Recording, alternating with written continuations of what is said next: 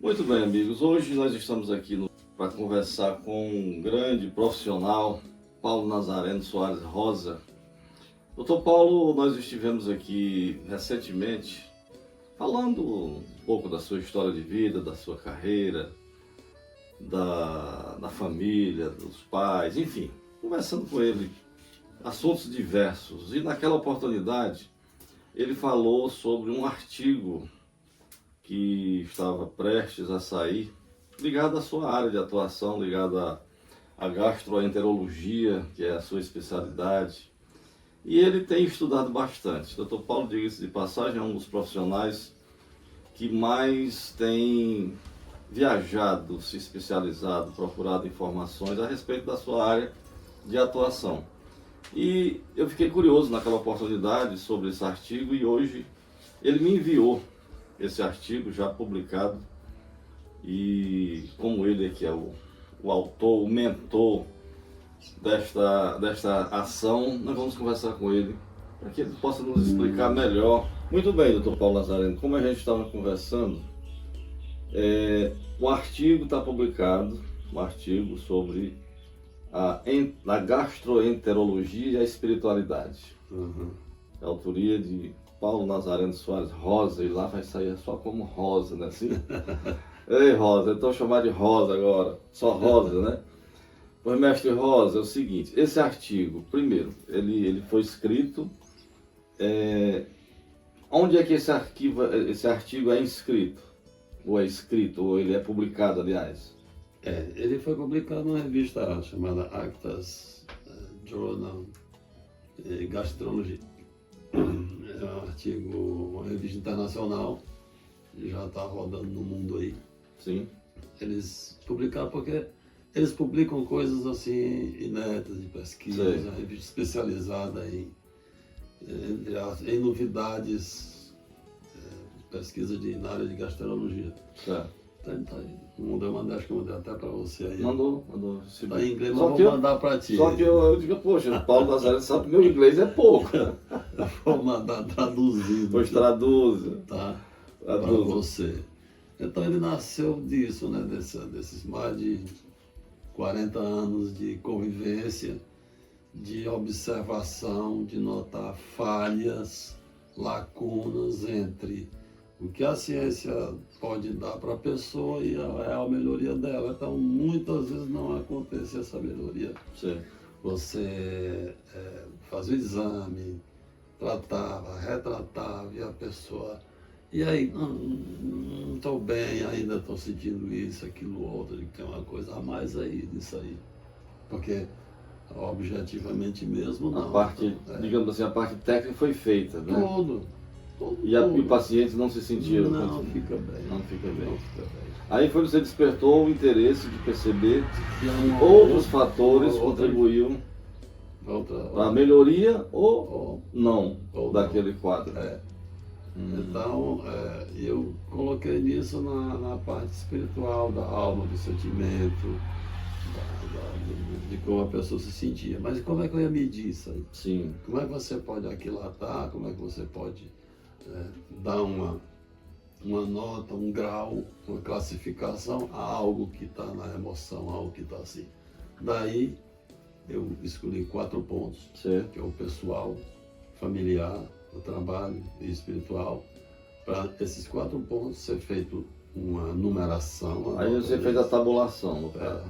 Certo. A pessoa se avalia. Avalia. Porque a minha impressão que eu posso ter de você não é real.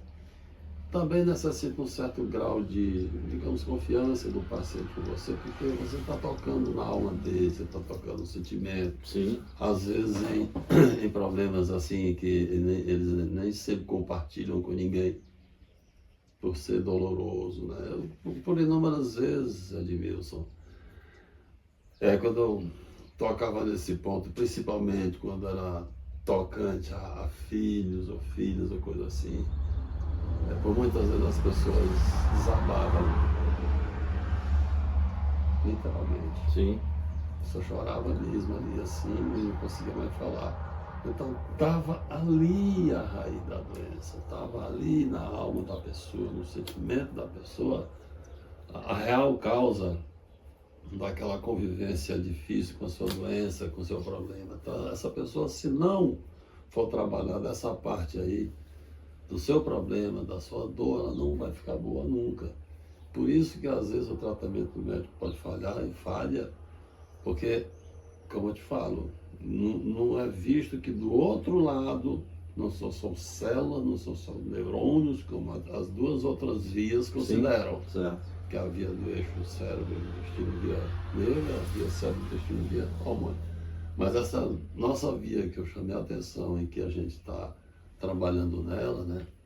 Inclusive, como você sabe, será a tese de doutorado, ela leva em conta essa Certo. Deixa para ver se eu entender aqui o seguinte, doutor Paulo. Vamos imaginar que a pessoa tem um tumor no intestino, certo? Então aquele tumor foi retirado, aquele tumor, vamos supomos aqui que ele seja, não seja maligno, ele foi retirado. Então, pela lógica, se aquela pessoa tirou aquele tumor, que estava trazendo problemas, transtornos, desgaste, sei lá, no seu intestino, foi retirado. Bom, parte do princípio que era para ele ficar bem, correto? Só que emocionalmente, aquela pessoa está supercarregada de problemas, inúmeros problemas que muitas vezes não externava para o médico. E aí aquela pessoa volta ao consultório, tirado o tumor, era para ela estar bem, correto? Mas ela não continuava bem. Aí foi onde você começou a perceber que essa relação entre a doença e sei lá, entre o emocional e o intestino tinha esse problema. Mais ou menos isso? É exatamente isso aí. Exatamente isso aí. Mais ou menos. Mas assim, isso é tão na vista, né? É verdade. Sim, mas a dificuldade é essa, a gente sabe, a gente sente, o próprio paciente é o primeiro a saber disso. Mas às vezes ele não imagina que aquela ligação possa ser tão forte entre aquilo lá e a convivência dele lá com você. Porque normalmente nós não sentimos nossos órgãos. A gente não sente que tem coração, que tem bexiga, que tem rim, a não ser quando... Precisa dele. quando alguma coisa que não está bem por lá.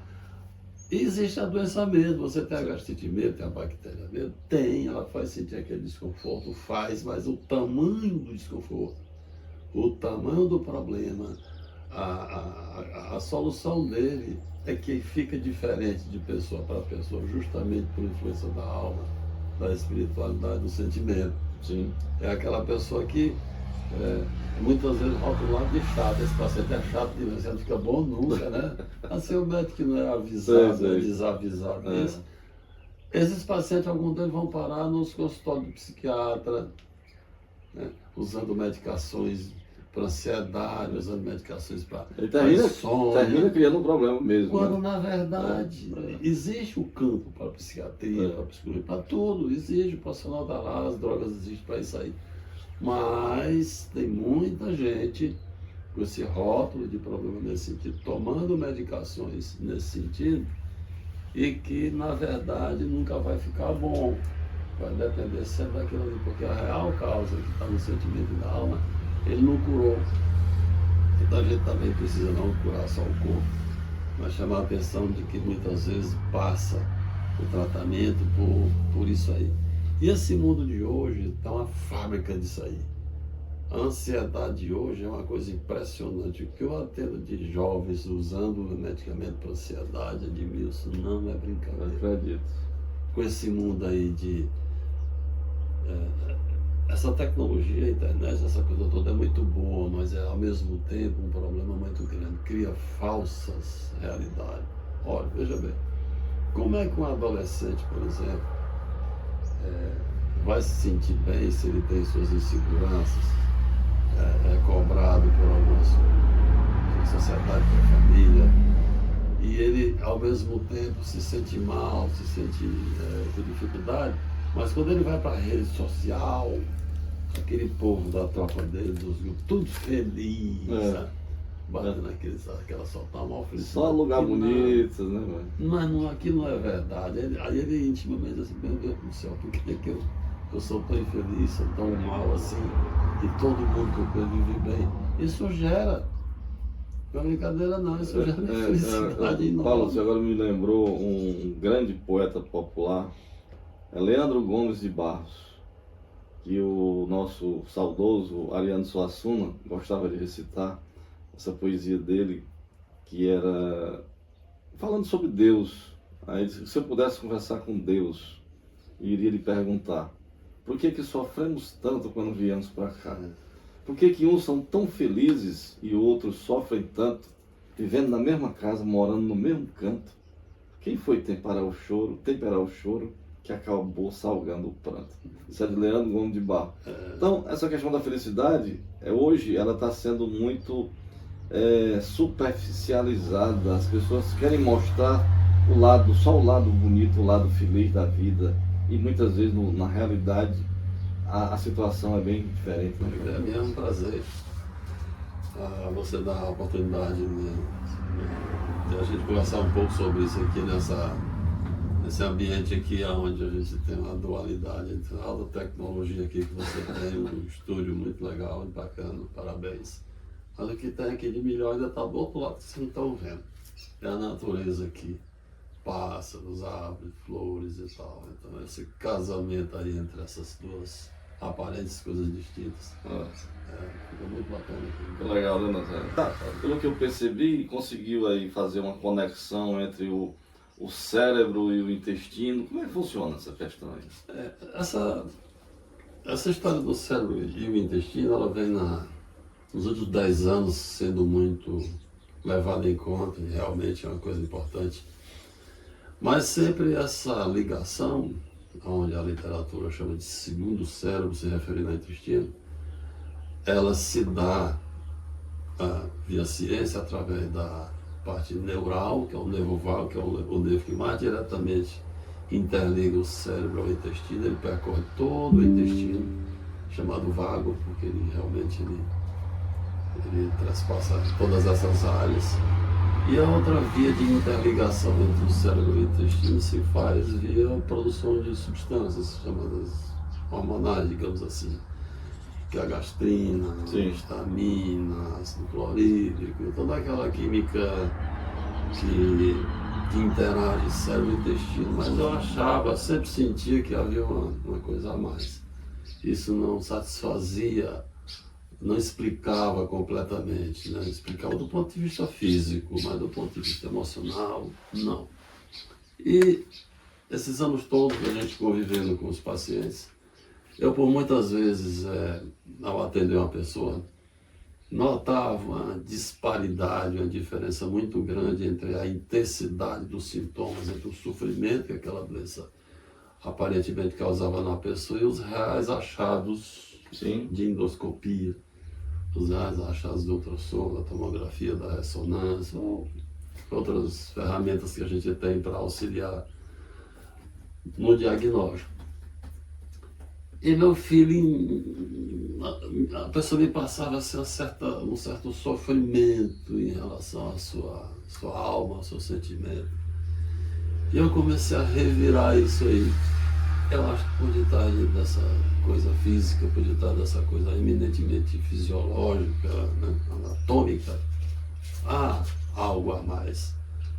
E comecei a me chamar a atenção isso aí, esse descompasso entre a coisa objetiva e o subjetivo. Mas como na ciência exige exatidão, exige repetição, o experimento científico ele precisa ser repetido, controlado, né, para poder ser validado, eu comecei a pensar numa maneira de essa via que eu chamo de terceira via de ligação cérebro-intestino, a third pathway, como em inglês se chama, poder ser aquilatado matematicamente. Aí onde eu criei um score que tinha que dar o nome, tive que botar o rosa, né? Claro, né? No inglês, quando a gente faz um congresso por aí, o crachá da gente sempre põe o último nome, né? Rosa. Aí é o score do rosa, né? O Rosas Score. E ele é baseado em 4 pilares que eu acho que é o que toca mais a alma do indivíduo, do ser humano. A sua emoção, a sua espiritualidade, que é a parte pessoal em si, né? E você enquanto pessoa em si, é um dos pontos, é o ponto 1 do score, aonde eu crio uma escala que ela varia de -2 a +2. Ela seria -2, -1, 0, +1 e +2, traduzindo. Quando esse ponto pessoal, em relação à pessoa em si, a pessoa se sente otimamente bem, consigo mesmo, eu peço que ela própria classifique. Você se acha como? Você se acha bem? Você se acha um alombrando da vida? Ou aquela moça do cinema bonita, né?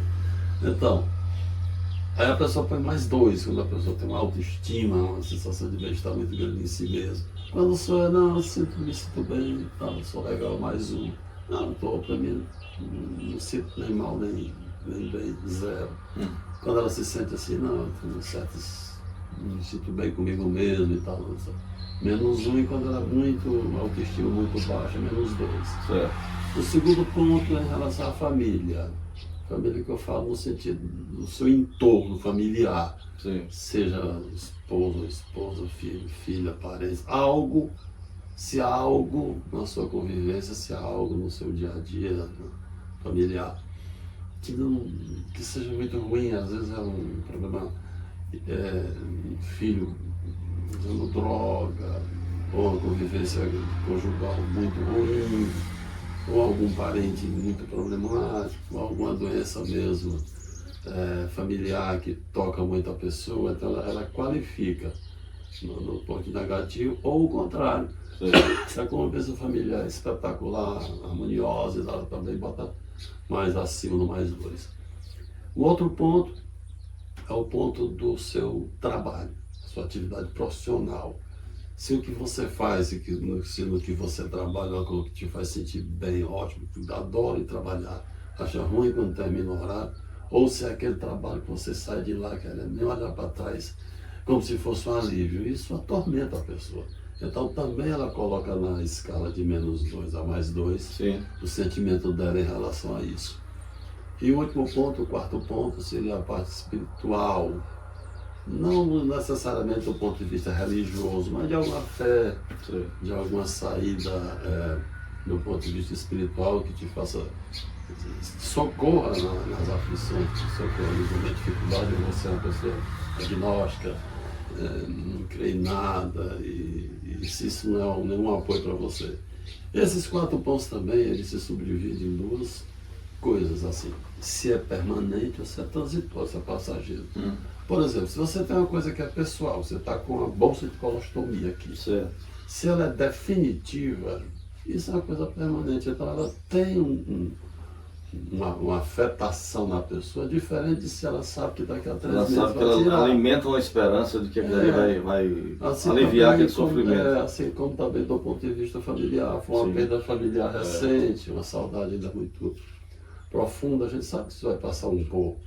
Mas se é uma coisa definitiva, você tem uma deformidade no filho, uma dificuldade permanente, por exemplo, aquilo é um tormento que não vai passar. Então ela deixa de ser, vai ter um peso maior, assim como no trabalho, assim como na espiritualidade. Então esses códigos, eu notei que quanto mais pontos negativos tem nele, mais essa pessoa sente a doença, muito mais do que realmente ela é. Mostrando que há uma terceira via ligando o cérebro do intestino, que é a via da emoção, da espiritualidade. É tanto que o nome do artigo é a gastroenterologia e a espiritualidade, e o subtítulo é o aparelho digestivo é a morada da alma. E daí eu fui vendo. A gente não descobre nada disso, nada eu inventei, isso aí não foi invenção minha nem nada, aliás, isso foi assim, uma coisa que me veio de uma maneira tão interessante que eu escrevi isso no artigo mesmo originalmente, 5, 6 folhas saiu assim, escrevi assim, sem controle. Depois de uns dias é que eu escrevi uma coisa ali. Eu fui olhar e achei que tinha interessante isso aí. Aí que eu fui fazer arrumá-lo, assim, digamos assim, na sequência correta, no pensamento correto. Mas olha, aí eu fui observar É por isso que a medicina, a prática da medicina, ela tem que voltar um pouco para a humanização. O médico não pode ser simplesmente um passador de remédio, um pedidor de exame, isso não é por aí. A pessoa muitas vezes a doença dela está na alma, está no sentimento. E para isso, eu acho que o currículo, até no artigo eu sugiro isso, que o currículo das faculdades ele tem um defeito muito grande, que ele só forma um técnico. Ele precisava cobrar ou dar oportunidade ao aluno a ter cadeiras que tivesse filosofia, literatura, história, porque nós somos, enquanto pessoa, não só um amontoado de células, de neurônios e conexões, né? Nós somos, antes de tudo, um amontoado de histórias, de sentimentos, de emoções. E se você não tiver essa visão de que a pessoa do outro lado da sua mesa é uma pessoa cheia de histórias, de emoções e de vivências, você talvez não enxergue direito o que, você está fazendo, de que você está tratando. Aí me veio, por exemplo, olha como a literatura às vezes é importante, você gostei de ler demais. Sabe aquela figura do Prometeu acorrentado na literatura grega? Né? Aquilo lá é interessante, olha só como quando eu não inventei nada, a gente observou e eu arrumei. E isso, para quem está nos ouvindo, essa terceira via, ela não existe na literatura médica, não. Isso não é criação, não, isso é uma observação nossa, e que isso está ficando uma coisa assim interessante demais, que eu chego já no porquê. Mas olha só, o Prometeu, no Olimpo, ele inventou de fazer um exército de barro. Entendeu? E esse exército ele fez um milhar de soldados, mas eles não tinham vida, não tinha emoção nenhuma, né? Eles eram simplesmente soldados inanimados. Aí veio o desejo dele de dar emoção, de dar vida a esses soldados dele. Como na mitologia grega, o deus da emoção, da vida, é o deus Hélio, do fogo, a emoção multiplica o fogo, a chama. A chama acesa, né? Então ele pegou uma lança, quando a carruagem de fogo de mulheres passou, ele colocou a lança dele na chama, pegou a chama dele lá e botou a chama no soldado. E os soldados criaram vida, tiveram emoção, coisa que era privilégio dos deuses. Então Zeus ficou zangado por isso e castigou, acorrentando Prometeu na montanha. Ele ficava acorrentado pela mão pelos pés. E todo dia uma águia vinha e comia um pouco do filho dele como castigo. E à noite esse filho regenerava e tal, esse intestino regenerava. No outro dia de novo. Então ele passou mais de 30 anos nesse castigo por ter tido a ousadia de dar emoção ao soldado dele. Agora eu lhe pergunto, vocês estão vendo, por que o castigo foi bem aqui? Da emoção, de ter emoção. Então já havia, desde os primórdios, o sentimento de que a emoção, de que alegrias e raiva vem meio por aqui. Aí vamos vir da Grécia até agora, para o nosso meio. Quantas vezes você já não se pegou dizendo assim? Aquele negócio ali eu não engoli ainda. Porque depois que engoli... Eu não fiz a digestão daquilo ali não, viu? Ou então assim, aqui está entalado. Está entalado. É interessante, né? Aí eu fui vendo agora assim, interessante, o que é. Isso não é inédito, todo mundo sabe disso. Mas eu procurei matematizar isso aí através desses códigos. E aí onde vai ter o processo de validação? Aí nisso, quando eu escrevi isso aí, não sei como é que essas coisas, rapaz, essas internet hoje em dia é uma coisa impressionante. Se espalha rápido. Uma revista internacional da Ásia recebeu um e-mail. Tem um artigo para publicar, alguma coisa assim. tenho. Mas ainda falta uma etapa, quando você estiver pronto, você manda pra gente, tá bom? Eu tenho um colega de turma, Paulo Leitão, que ele fez mestrado e doutorado em Oxford. Ele é o chefe do doutorado da UFC. Aí o meu inglês, para ler, meus livros, a maioria são em inglês mesmo, mas assim, para escrever um artigo desse tem que Tem que ser perfeito. bem detalhado, né? Aí eu pedi o Paulo para passar isso aí para o inglês correto. Ele fez, passou para mim. E depois de uns 15 dias ele me ligou, eu estava até para atender. Disse, tem um minuto aí, Paulo? Tem, Paulo. Liga lá. E obrigado pela tradução. Não, Paulo, tudo bem. Paulo, eu sou aqui, o encarregado de doutorado aqui da UFC sou eu. E eu fui pesquisar essa tua teoria aí, ela não é inédita. Na literatura médica não existe, ela ainda não. Sim. Você vai ter que fazer uma tese de doutorado disso aí. Você tá maluco, Paulo? Um dinossauro aqui no meio do mundo desse. Ao mesmo tempo, eu tô vendo que eu tô numa hora dessa aqui no sábado, aqui no meio do mundo. Não. Você vai fazer a parte de estatística, de tabulação, de faz tabela, aquela desvio padrão, essas coisas que você sabe, né? De estatística aí. Sim.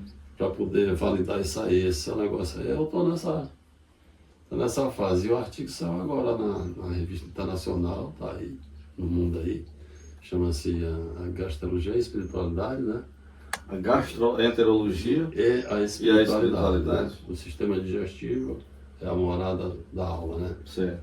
Porque alma em inglês é como saudade, não tem bem uma palavra para. Certo. Ô, doutor Paulo, para que, assim, para quem está nos acompanhando possa entender melhor, apesar de estar sendo bem explicado, mas, por exemplo, o nosso cérebro, a gente sabe que é o ponto pelo menos que a gente, né, tudo que nós estudamos, o cérebro é o ponto ali das emoções, onde as coisas tudo se concentram e estão interligadas ao cérebro.